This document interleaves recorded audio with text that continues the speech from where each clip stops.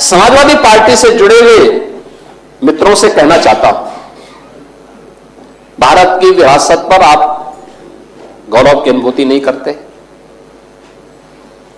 कम से कम जिनके नाम पे आप राजनीति करते हैं उनके विचारों को ही मान लेते।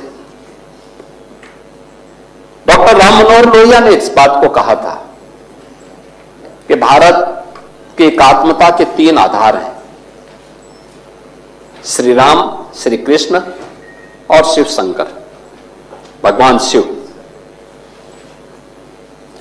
जब तक भारत की जनता इन 3 देव महापुरुषों के प्रति श्रद्धा का भाव रखेगी, तब तक भारत को भारत बने रहने से कोई रोक नहीं सकता। दुनिया की कोई ताकत भारत का बात नहीं कर सकता। डॉक्टर राम मनोहर लोहिया प्रखर समाजवादी थे। वे हमारी विचारधारा से जुड़े हुए नहीं थे, हां कांग्रेस के विरोधी थे, अपने मुद्दों पर लड़ते थे। आज समाजवादी पार्टी डॉक्टर लोहिया के विचारों से कितनी दूर भाग चुकी है। आज राम को, कृष्ण को, शिव की परंपरा को, भारत की विरासत को कोसना यह समाजवादी पार्टी का मानो जीवन का उद्देश्य हो गया। और दुर्भाग्य है कि उन्होंने आदर्श किसको माना है? यानी औरंगजेब को। औरंगजेब को ये लोग अपना आदर्श मान रहे हैं। औरंगजेब का पिता शाहजहां अपनी जीवनी में लिखता है, अपनी आत्मकथा में लिखता है कि खुदा करे कि ऐसा कमबख्त किसी को पैदा ना हो। उसने आगरा के किले में अपने बाप को कैद करके रखा, एक एक बूंद पानी के लिए तरसाया।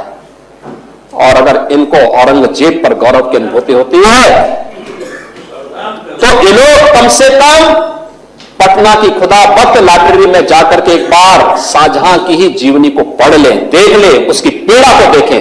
हां, जिनका आचरण औरंगजेब जैसा है वे लोग औरंगजेब पर गौरव की अनुभूति करें, लेकिन भारत को कम से कम इस पर न करें। और समाजवादी पार्टी को इसका जवाब देना चाहिए। भारत की आस्था पर प्रहार करने वाला दुर्दांत, धर्मांत, क्रूर शासक, उसको समाजवादी पार्टी आदर्श मानती है। जो भारत को रौंदने के लिए आया था, जजिया कर लगा रहा था, भारत का इस्लामीकरण कर रहा था। कोई सभ्य मुसलमान भी अपने पुत्र का नाम औरंगजेब नहीं रखता, क्योंकि इसे मालूम है यथा नाम तथा काम। अगर ऐसा नाम रखेंगे तो फिर एक एक बूंद पानी के लिए तरसना पड़ेगा। और शाहजहां ने भी अपनी जीवनी में लिखा है, उन्होंने कहा है कि औरंगजेब को कोसते हुए उसने लिखा कि तुमसे अच्छा तो ये हिंदू है जो जीते जी तो अपने बुजुर्ग मां बाप की सेवा करता है, मरने के बाद श्राद्ध तर्पण के माध्यम से वर्ष में एक बार उन्हें जल देता है। तुम तो मुझे एक एक बूंद पानी के लिए तरसा दिए हो। अब समाजवादी पार्टी यह तय करे, ये पटना की खुदाबख्त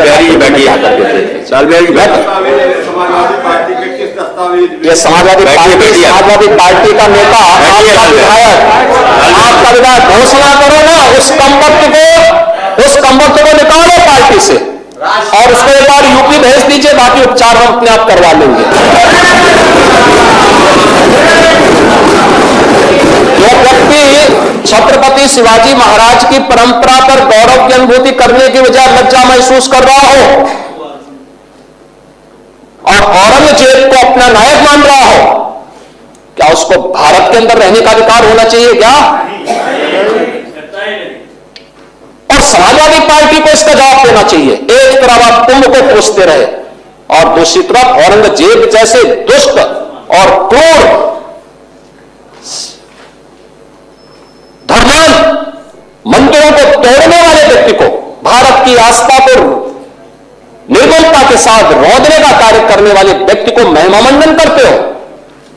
आखिर कौन सी नस ऐसी आपकी दबी हुई है कि आप लोग अपने उस व्यक्ति पर, उस विधायक पर नियंत्रण नहीं कर पा रहे हैं?